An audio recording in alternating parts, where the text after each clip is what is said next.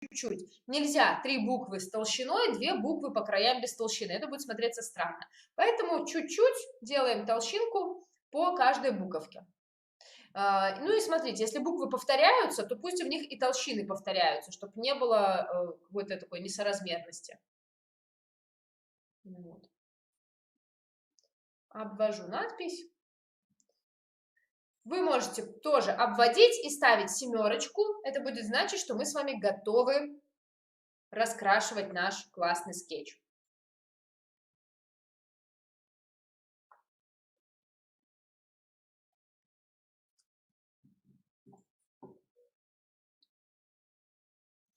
Полетели семерочку. Угу.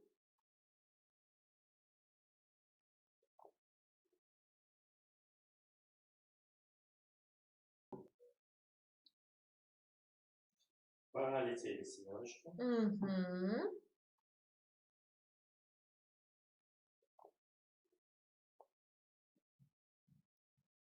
Спрашивают, можно ли надпись красным? Ну, вообще можно, да, у нас не будет никакого фона, поэтому да, можно.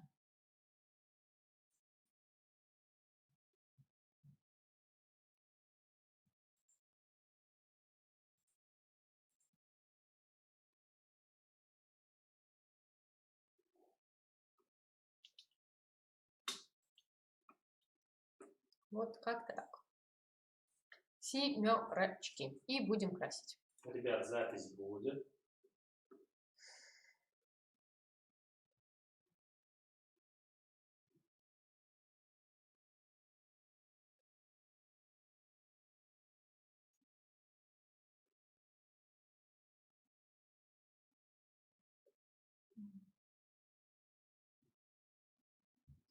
Напишите, я рисую с вами в ТикТоке. Здорово. Когда будет следующий бесплатный марафон и на какую тему? Нашли, что спрашивать? Можем с вами продолжать.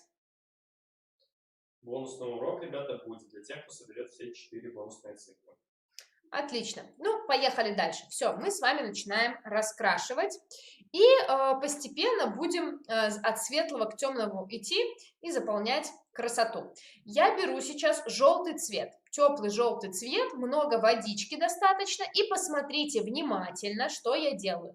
Я начинаю прокрашивать наш огонь. И я сразу прокрашиваю кисточкой эффект, такую имитацию языков пламени. То есть я оставляю и белые пробелы, такие, видите, прям белые прорези. И в то же время у меня огонь собирается таких желтеньких, тоненьких полосочек, да, таких постепенно вот собирающихся в эту каплю.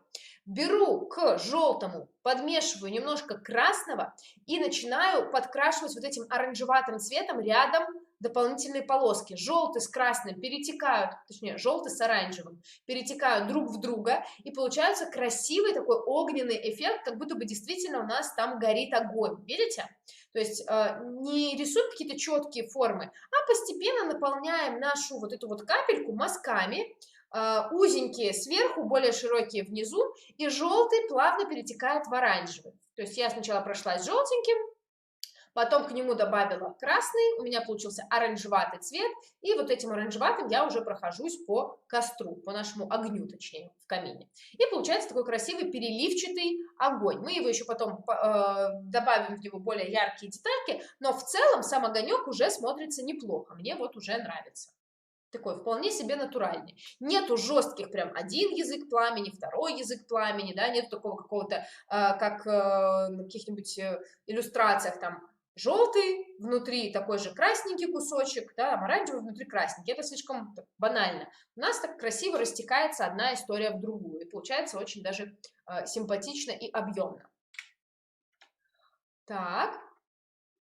И сразу же, да, вот таким же желтеньким я прохожусь вокруг огоньков наших свечей. Посмотрите, вокруг ореол делаю такой желтенький, сами огонечки можно оставить светло, там, беленькими даже, а вокруг создаю такой желтый ореол, пятнышко желтое, которое плавненько растекается в бумагу. То есть нет у меня жесткого такого прям, нету жесткой границы двух кругляшков. Это такой плавненький переход, чтобы вокруг наших свечей были такие красивые ореольчики. Все, я вас жду, чтобы у вас получилось вот так. Так, сейчас руку надо мою убрать. Вот так. И ждем, чтобы огонь немножко подсох, чтобы одно в другое не утекало. Я вам буду показывать следующий этап, а вы мне ставите 8. Если есть вопросы, кто спрашивает, повторяю огонек для тех, кто пропустил.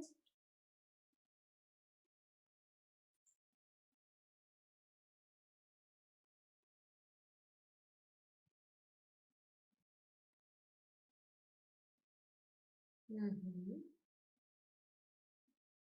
Хорошо. И вокруг свечей тоже ореольчики такие.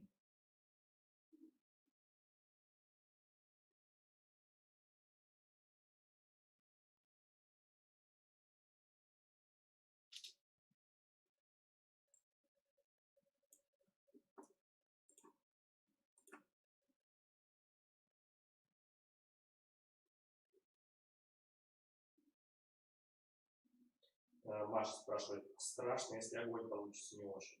Ничего не бойтесь, в любом случае это... Тут что важно учитывать? Важно учитывать, чтобы у вас уже к этому моменту подсох огонь, поэтому вы сейчас не спешите, вы сейчас посмотрите, что делаю я, чтобы у вас потом не было такого, что у вас весь огонь утек в фон утек в огонь. Я сначала тем же оранжеватым цветом, я смешала теплый желтый, красный, добавила капельку кармина. Тем же оранжеватым, но достаточно водянистым цветом можно взять готовую охру, если у вас есть. Прохожусь по стенкам внутри камина. Посмотрите сейчас внимательно. Прохожусь по стеночкам внутри камина. Вот, оранжеватым, охристым каким-то таким цветом, чтобы создать тоже эффект того, что там есть сияние огня, что там тепло, горячо. И прохожусь вот по всем, по боковой, по нижней, не захожу на бревнышки, да, сбоку слева, сбоку справа, по нижней границе. Главное, чтобы оно сильно не высыхало быстро. И вот прохожусь по этим стеночкам. Аккуратненько обхожу бантик у подарка. Угу. Вот, и получаются такие стеночки хорошенькие. А теперь цвет беру более... Все, и пока оставляем. Сам огонь, вот эту яркую заднюю стенку прорисуем чуть позже, пусть пока вот этот цвет подсыхает. Мы с вами сейчас займемся камнями на нашем камине. То есть я сейчас этим же оранжеватым цветом прошлась по внутренней части, кроме задней стенки. По левой, нижней и правой части нашего камина, внутри. Я даже циферку от вас ждать не буду, быстренько заполняйте. Тут, мне кажется, все быстро. И мы займемся самим цветом камина. Я буду смешивать свои любимые оттенки, фиолетовый, коричневый, чтобы получить такой цвет камня, нестандартно, не однородно ровный оттенок. И мы с вами быстренько сейчас будем заполнять каждый камешек цветом. Тут, в общем-то, тоже будет легко. Это легко и лихо, я соединила легко. Будет быстро, активно. Что у вас за бумага? Интересная фактура. Это у нас... Малевич, сейчас покажу. Мне очень понравилось, это большие листы. Малевич, А3.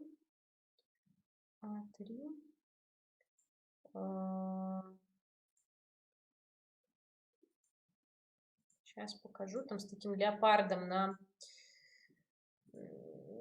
обложке. Вот такая вот бумага. Это формат А3. Это формат А3. Вот так выглядит скетчбук. Так, не ловит зум совсем. Ну, слови зум. Нет, не хочет. Ну, короче, вот с таким леопардом. Не хочет ловить зум совсем. Называется папка для акварели, Малевич, А3. Фактура мелкое зерно, 100% целлюлоза. Мне очень понравилось, хорошо все размывается, ну и вообще удобно на ней работать. Я большие эти листы режу на нужные мне форматы, и получается здорово. Там на А3 это получается у нас 4 А5. Очень здорово.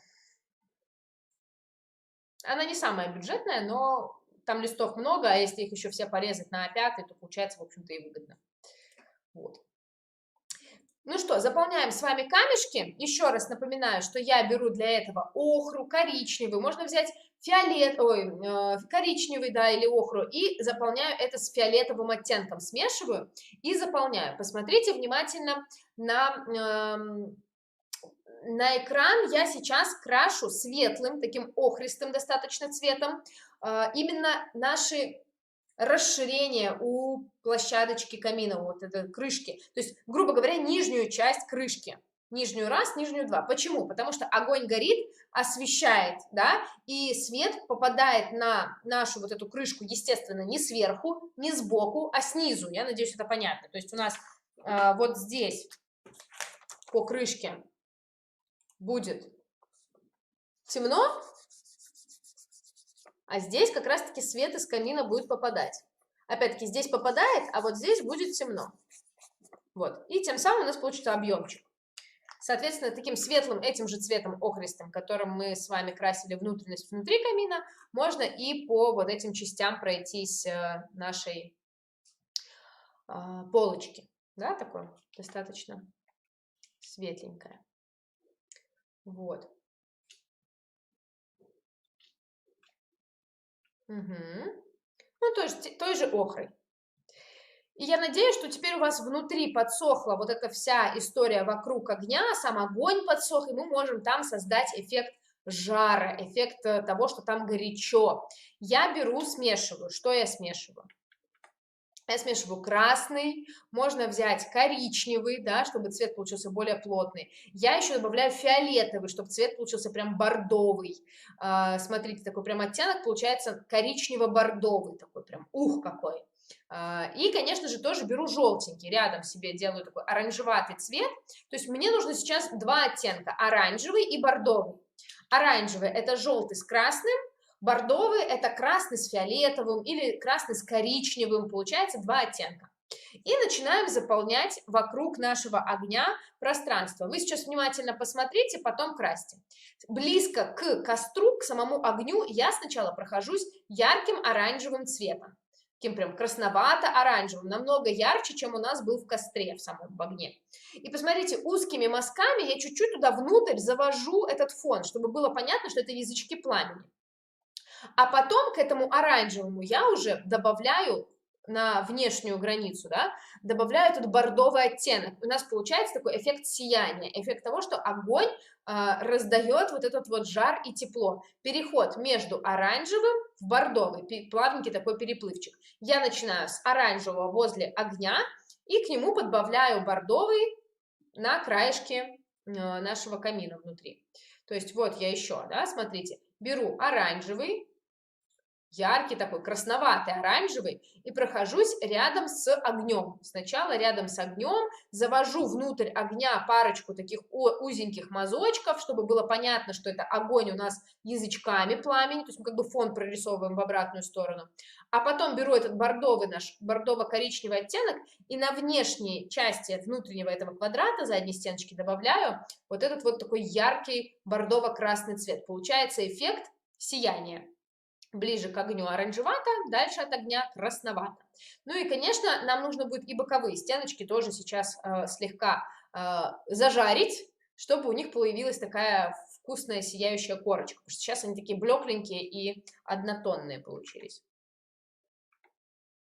Вот. По сути, тем же цветом я беру тот же цвет, тот же красно-коричневый, красно-бордовый и немножечко добавляю на наши вот эти боковые стеночки. Причем, посмотрите, добавляю в основном сверху и по вот этой границе, ближе к огню.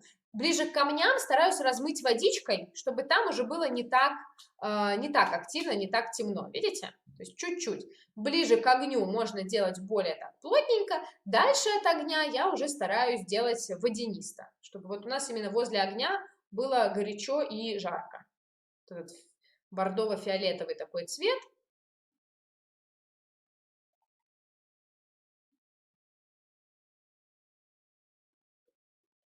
Вот.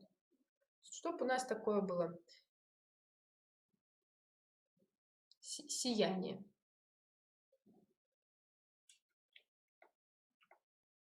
И все равно размываю вот эти границы, чтобы у нас внутри было посветлее. Вот. Все, в общем и целом у нас собралась внутренняя история. Есть сияние. Задняя стеночка так красиво светится. И при этом... Так, стоямба. Задняя стеночка красиво светится, и боковые тоже освещены. Есть ощущение вот этого сияния. Камешком все-таки можно добавить побольше тоже оттенка, чтобы был такой эффект затемнения, чем дальше от огня. Но в целом наглухо я не перекрашивала. Смотрите, боковые стенки у меня не стали ярко-оранжево-бордовые. Они все равно просвечивается, это охра, есть такой легкий оттеночек более такого плотного цвета, просто чтобы создавать эффект сияния. Вот теперь я жду от вас... Девятки? Я жду от вас девятки, и мы перейдем уже непосредственно к камням. А с внутренней частью камина мы практически закончили. Если есть вопросики, задавайте, будем отвечать. Полетели девятки. Угу.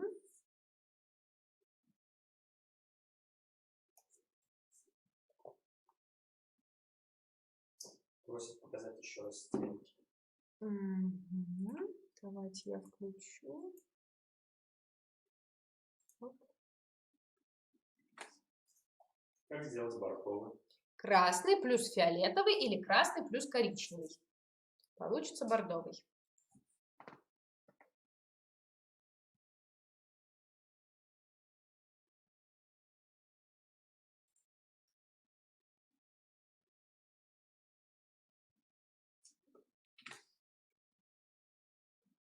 Внутри мы используем два цвета: оранжевый, яркий оранжевый, красноватый оранжевый и бордовый. Возле огня сначала оранжевый, потом добавляем бордовый. Тем самым получается такой эффект сияния. Возле огня оранжевый, дальше от огня по стеночке идет бордовый. И по боковым стеночкам тоже добавляем, особенно сверху и как бы по краешкам. В центре оставляем как будто бы свет.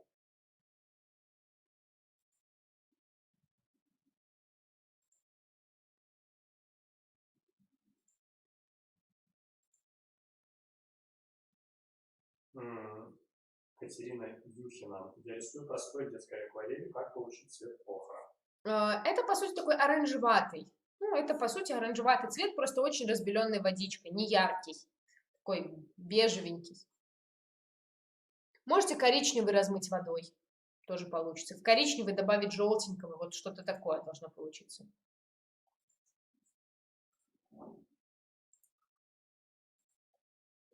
Ждем восьмерочки. Девятки. Ой, девятки.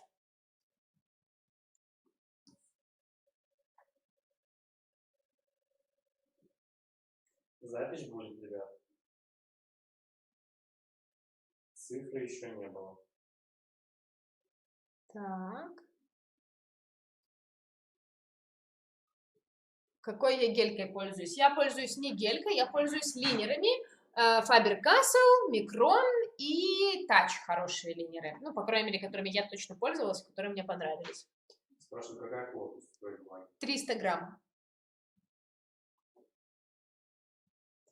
Если что-то не получается или получается ужасно, то помните, что вы можете использовать сегодняшнюю работу как черновик, как свой опыт, как возможность потренироваться вместе со мной, а уже завтра в записи нарисовать итоговую работу. Так, сейчас хоп. Как кто-то пишет, огонек супер получился. Класс. Угу. Цвет боковых стенок охра, потом туда добавляем немножко бордовенького и размываем. Кто-то уже вперед гонит. Какого цвета будет мишура? Не расскажу. Это сюрприз. Угадайте.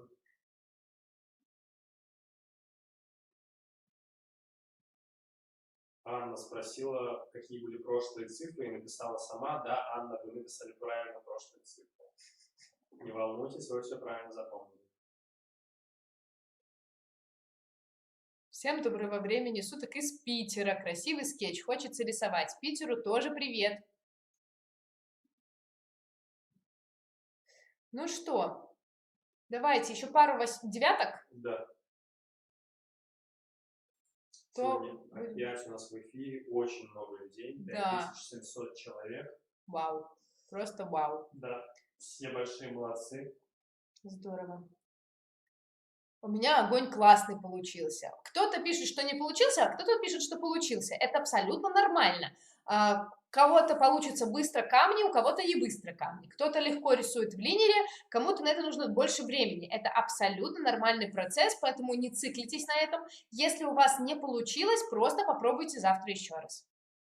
Или всегда держите под рукой черновик, чтобы потренироваться на черновике и уже рисовать в чистовик то, что у вас точно получилось.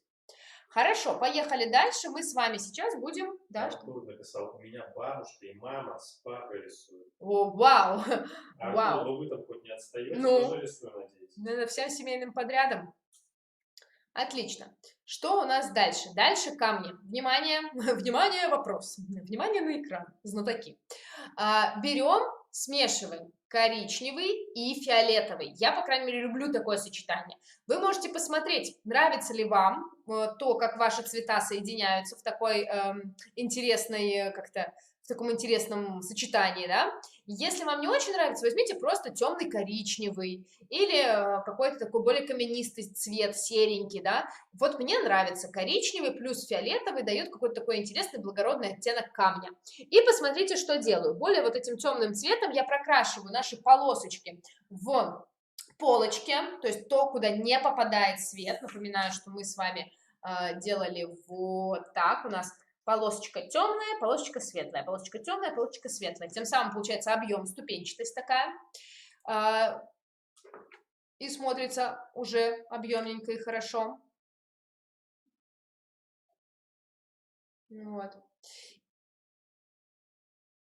И начинаем красить камни. Тут на самом деле все просто. Мы их заполняем достаточно однотонно, однородно цветом. Единственное, что я советую, где-то брать больше коричневого, где-то больше фиолетового, чтобы эти цвета плавно друг в друга перетекали. Посмотрите, видите, у меня сверху более коричневатые, здесь больше фиолетоватые, потом опять пошли более коричневатые. Так смотрится интереснее, да, чтобы они не были просто наглухо однотонно закрашены коричневым там цветом. Вот, и я их закрашиваю достаточно темно. Мы потом белой гелькой поставим блики на камешках, и будет ощущение, что у нас как бы легкий блеск от огня на камешках есть. Но в целом мы эту каменную укладку делаем достаточно темной, плотной, насыщенной, чтобы на фоне этого темной кладки хорошо сиял огонь, ярко виднелись наши яркие подарочки, носочки. То есть нам нужен контраст, поэтому делаем достаточно темные камни. И просто я их заполняю, как видите, никаких тут придумок по фактуре или чему-то такому я не делала. Просто заполняем фиолетово-коричневым цветом. Еще раз обращаю внимание, что где-то у меня больше коричневого, где-то больше фиолетового. Не забывайте, что мы это все делаем все равно не гуашево, а акварельно, то есть это все равно достаточно много водички. Вот, и будет смотреться хорошо. Еще раз по полочкам пройдусь, чтобы они были чуть потемнее. Вот такая история должна получиться. Камешек. Вот. Прокрашивайте. И можно сразу коричневатым цветом пройтись по бревнам. Посмотрите быстренько, очень полупрозрачно я прохожусь, то есть видно фактуру дерева, мы ее полосочками такими наметили, и буквально чуть-чуть, то есть не наглухо, намного светлее коричневый, чем на наших камнях. Просто чуть-чуть наметила, что у нас здесь есть деревянная фактура. Да? Видите, вот по нашим вот этим бревнышком положила чуть-чуть коричневого полупрозрачного пигмента. Вот. Все, я вас жду, ставьте десяточки, и мы с вами займемся уже декором. Носками, мишурой и подарками.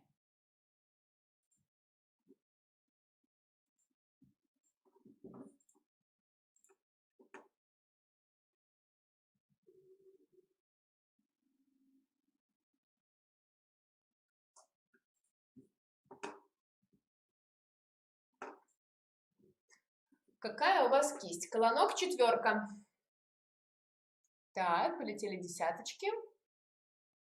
Здорово. Кто-то пишет, костер слился с фоном. Значит, он... Или костер у вас слишком был оранжево-яркий, не бело-желтый, а уже оранжевый. Либо у вас фон получился сейчас слишком светло-желтый. Поэтому вы смело можете туда добавить больше бордового, чтобы ваш костер остался желтенький. Посмотрите, у меня костер бело-желтый практически, а фон оранжево-бордовый, да, то есть у них большая разница по насыщенности, по оттенкам. Всех с Рождеством и наступающим Новым годом, удачи всем, Анечке спасибо и команде за позитив. Вам тоже спасибо. 5 утра в Мельбурне, вау. И вы с нами рисуете. Да, и написали, что я сегодня заканчиваю, завтра нарисую. Ну еще бы, неудивительно. Вообще вау, что вы вместе с нами начали. Во сколько? В 3? В 4 утра? Да. С ума сойти.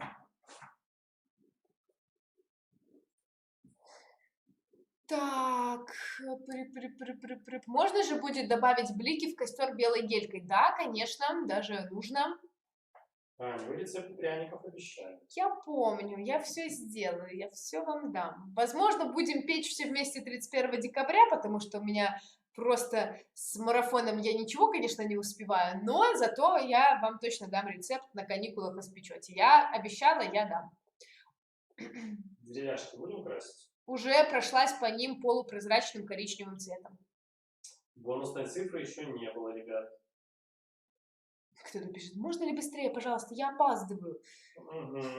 Вот вы, ребятам из Мельбурна скажете. Да. Там, похоже, даже не спали сегодня. Это, интересно, это не ложились и с нами порисовали, или будильник поставили, чтобы с нами порисовать? Это ж прям даже не знаю. Камни получились лучше, чем огонь. Ну, Хюрем написала. Это абсолютно тоже нормально. Во-первых, огонь – это сложная штучка. Во-вторых, камни более такие однотонные, спокойные, а в огне там столько переливчиков, что, в общем, не страшно. Ну, опять же, берете черновик и практикуете, рисуйте огонь, да, и все у вас получится. Да. Лариса, а где блики на камнях ставить? Потом, мы еще до этого не дошли, нам бы все докрасить для начала.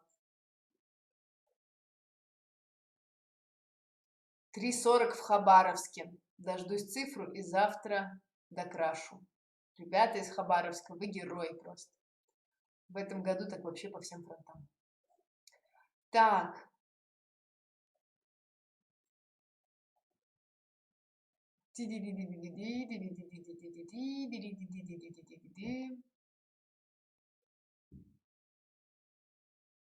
Ребята, жду десятки. Это будет значить, что готово, и мы будем продолжать. Все уже начали делиться, у кого сколько времени.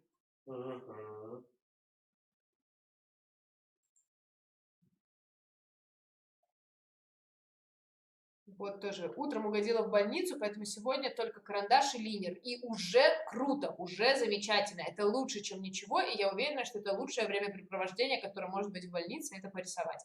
Так что вы молодец.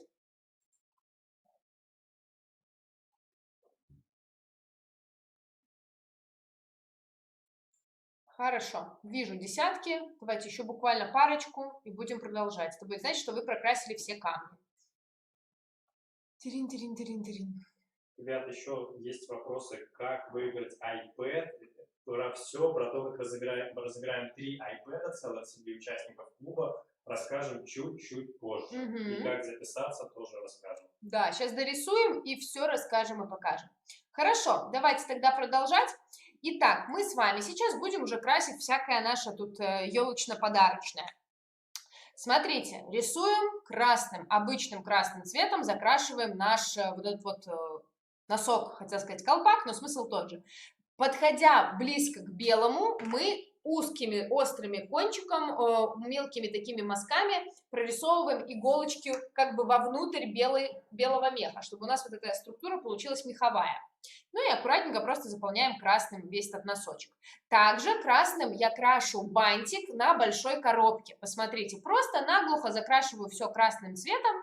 Пока не ставим никаких бликов, мы потом это все сделаем уже быстренько гелькой, чтобы эти мелкие детальки тут не ковыряться.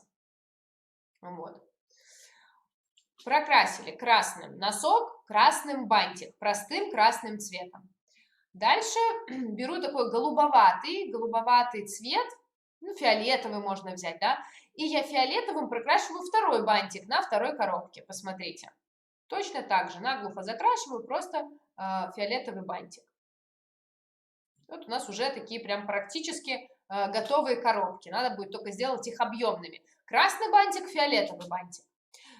Полупрозрачным голубым цветом я пройдусь по правой стороне наших коробочек. Посмотрите, ну, точнее, маленькая коробочка, она у нас будет беленькая. Посмотрите внимательно. Полупрозрачный, то есть не яркий голубой вообще ни разу, с правой стороны. И чуть-чуть совсем прокрашиваю за ленточкой и под крышкой. То есть вот прям подчеркиваю, это тень, да, то есть у нас сразу получается объем, у нас есть ощущение, что крышка накрывает коробку, что ленточка тоже как бы накрывает, отбрасывает легкую тень, и что справа у нас не попадает свет на коробку. Учитывая, что, хотел сказать, почему-то глинтвейн, учитывая, что огонь у нас вот тут, то, соответственно, с правой стороны вот здесь у нас будет тень на коробке. Вот, и получается такой красивый уже объемный подарочек. Да, то есть, хотя абсолютно ничего такого сверхъестественного мы в него не добавляли. Справа тень, по центру как бы свет. Вот. И внутри нашего вот этого бантика, вот в эту петелечку я добавляю темно-фиолетовый. Я взяла больше пигмента темного фиолетового и добавила внутрь этой петельки. И тем самым у нас получается объем. Можно там пару таких, знаете, штришков поставить, как будто бы мы эту рисуем складочки на бантике. Вот. По ленточке чуть что тоже можно чуть-чуть совсем пройтись, но так, нюансно, это не обязательно. Вот. То есть я вас давайте сейчас подожду. Красный носок, красный бант, фиолетовый бант. В фиолетовом бантике подождите, пока он подсохнет, а потом внутрь сделайте темно-фиолетовую петельку. И саму коробочку маленькую справа, она у нас такая полупрозрачно-голубоватая, а на центральной части голубой появился под крышкой и справа от ленты. И сразу смотрится так объемненько и красиво. Жду от вас 11. И у нас еще носок, еще коробка, ну и этот самый мишура.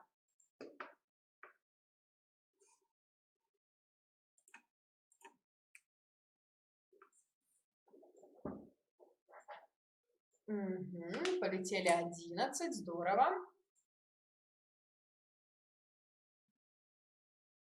У меня бабушка смотрит эфиры наши с вами каждый вечер, и вчера она мне прислала очень много эмоджи, елочек и машинок, а сегодня она мне присылает огонечки в чат, ну, в переписку нашу, представляете? Какая молодец бабушка. Сидит там с планшетом и присылает мне смайлики.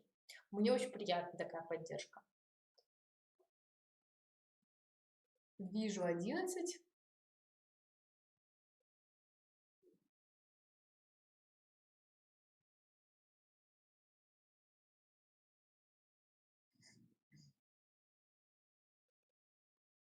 Так, вижу 11, 11. Джингл Беллс, вас Аня и Сергей. Спасибо. Ребят, спрашиваете, сколько будет бонусных уроков? Урок будет один бонусный, доступен будет 3 дня.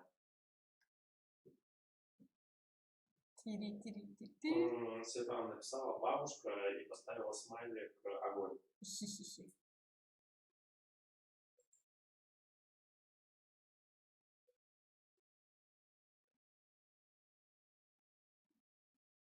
Елена, вы пользуетесь маскирующей жидкостью в своих работах? На самом деле нет. Мне проще или оставить белое за счет цвета белой бумаги, или оставлять уже, ну, потом проставлять белой гелькой. А маскирующая жидкость это штука хорошая, но на данный момент, мне кажется, не так нам нужная. Пока ты дождешься, пока она высохнет, потом пока ты ее снимешь. Но штука интересная, пробовать точно стоит. Кто-то написал, а я сама бабушка рисую и в WhatsApp свои рисунки отправляю внукам. Молодцы! Я очень люблю таких современных, классных, энергичных бабушек. Это замечательно. Это вызывает просто уважение и хочется быть таким же. Спрашиваете, какой будет рисунок на бонусном уроке? Секрет. Секрет. 11. Есть, в общем-то. Я думаю, можем дальше двигаться, да? Буквально еще пару 11 пришлите мне, и я продолжу.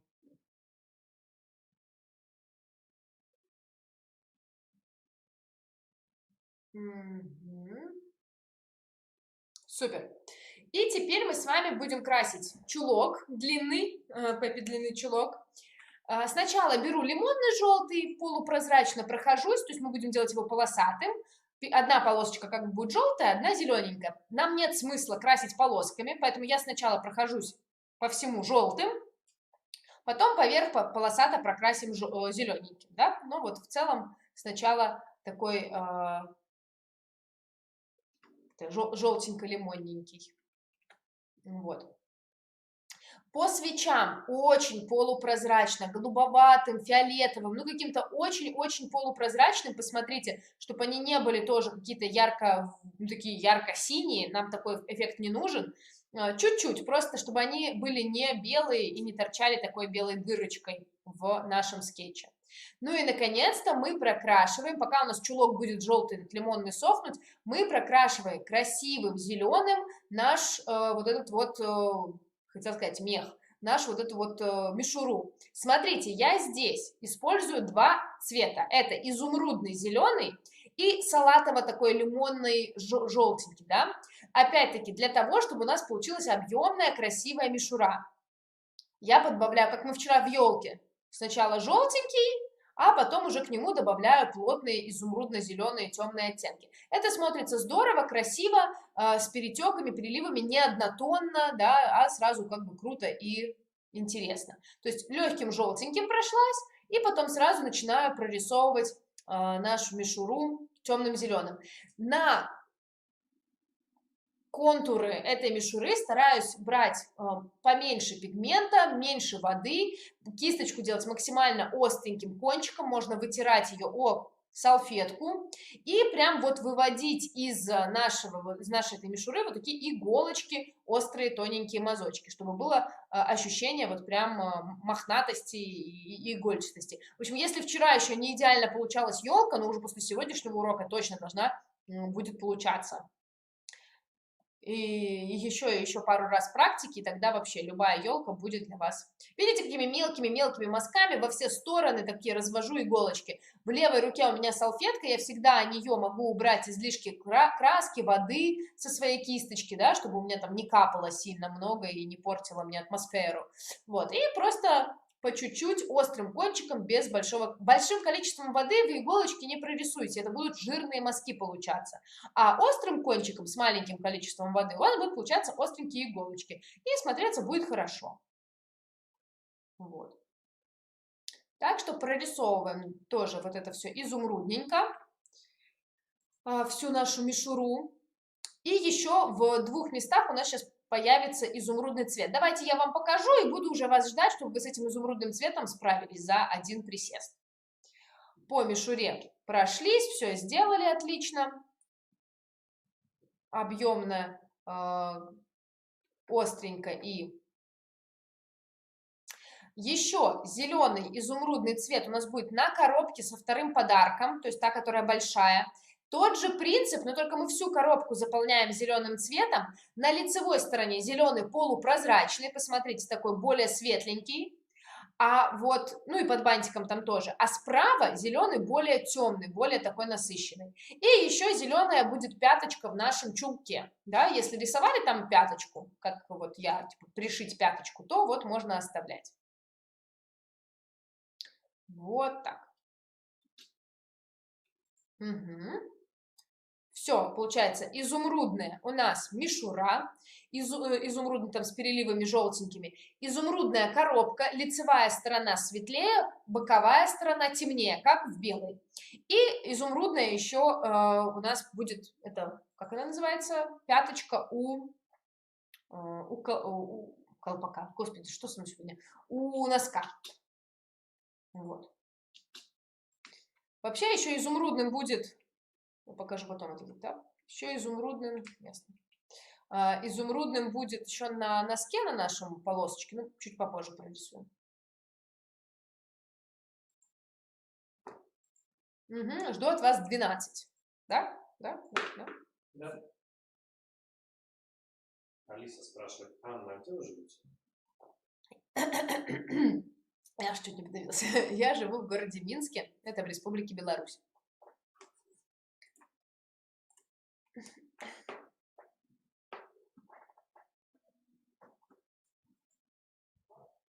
Побежали 12. Ну, тут вы уже чуть быстрее делаете. Просите повторить елочку. Смотрите, сначала проходитесь желтеньким таким, да, салатовым цветом, потом к нему подбавляете темно-зеленый изумрудный. Все делаем мелкими мазками, острым кончиком, мало воды, чтобы у нас все не капало одно в другое. И тем самым прорисовываем бахрому вот эту, остренькие иголочки по всей зелени.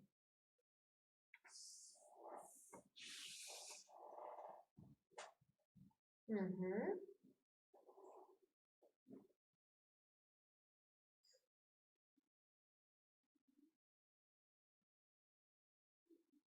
Угу. Вопросики.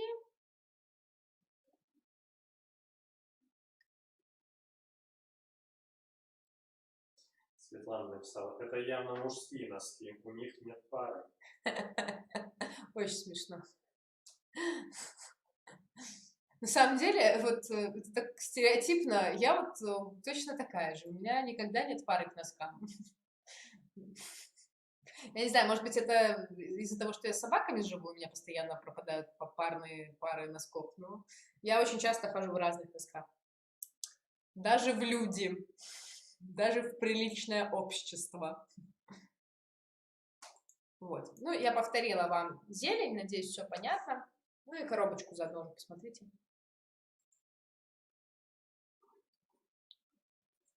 Хорошо, еще пару 12 и продолжим. У нас уже все, финишная прямая, последние красивые мазки, и будем заканчивать эту красоту. Нам останется только... Сейчас я взяла легкий такой коричневато-фиолетовый цвет, посмотрите, и стараюсь под бревнышками сделать тень, ну, потому что они же лежат, рядом горит огонь, и, соответственно, огонь попадает на бревна, а на плоскость, на которой лежат бревна, огонь попадает меньше. Тут важно, чтобы цвет был не точно такой же, как у самих бревен. То есть бревна должны остаться светлее, а тень под бревнами должна быть темнее. Да? То есть, видите, прям так получается за счет этого объемчик такой красивый. Я надеюсь, видно, потому что бревна коричневые, но они светлее, а тень это коричневая, но она темнее. Да? Я прям фиолетового туда добавила, и такая холодная тень у нас получилась, смотрится хорошо. Вот.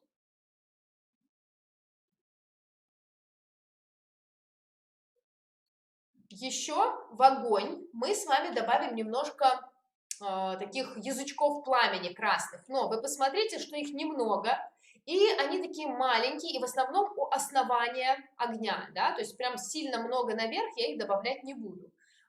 Чуть-чуть. Вот у основания их побольше, этих язычков, а в верхушечке их уже все-таки поменьше. Но они там тоже есть, и тем самым мы еще как бы прорисовываем, как мы видим, заднюю стенку камина, да, но тоже жестких линий я никаких не оставляю, помыла кисточку, слегка размываю водичкой, чтобы получалось чуть помягче, чуть так, аккуратнее. Но в целом чутка внутрь я тоже такой оранжевиночки плотненькой добавила. То есть я под бревнышки положила фиолетоватую тень, такую коричнево-фиолетовую, а внутрь огня добавила плотную оранжевинку, да, чтобы получилось красиво и хорошо. Вот, можно даже еще бордовенького подбавить, но это вы смотрите сами по своему уже скетчу. Если вам туда бордового добавлять не нужно, то лучше и не добавлять, да, то есть вы должны сами определять, нужно вам еще затемнять эту заднюю стенку и вот эти штуки, чтобы они тут не светились фонарями такими, то добавляйте. Если не нужно, то лучше не надо. Я буквально чуть-чуть добавила. Так.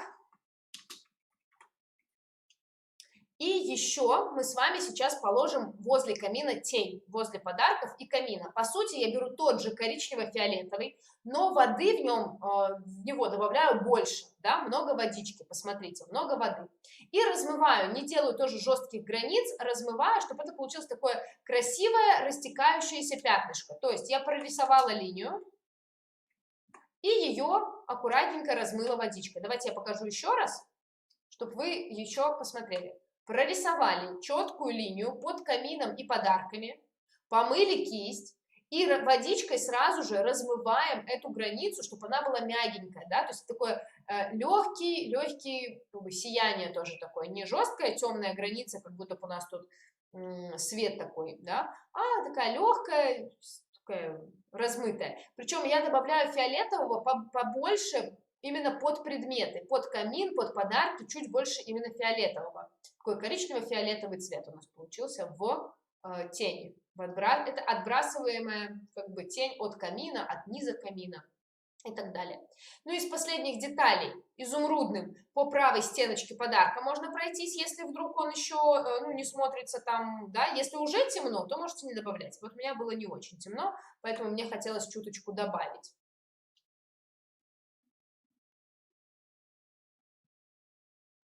Как я говорила, зеленые полосочки, да, желтая, зеленая, желтая, зеленая, желтая, зеленая в этом гольфике у меня появляется. И таким коричневатым тоже цветом я делаю внутренность гольфика, чтобы было понятно, что я туда могу засунуть какой-то подарочек. И, собственно, все, да, останется только белой гелькой пробежаться, сделать блики.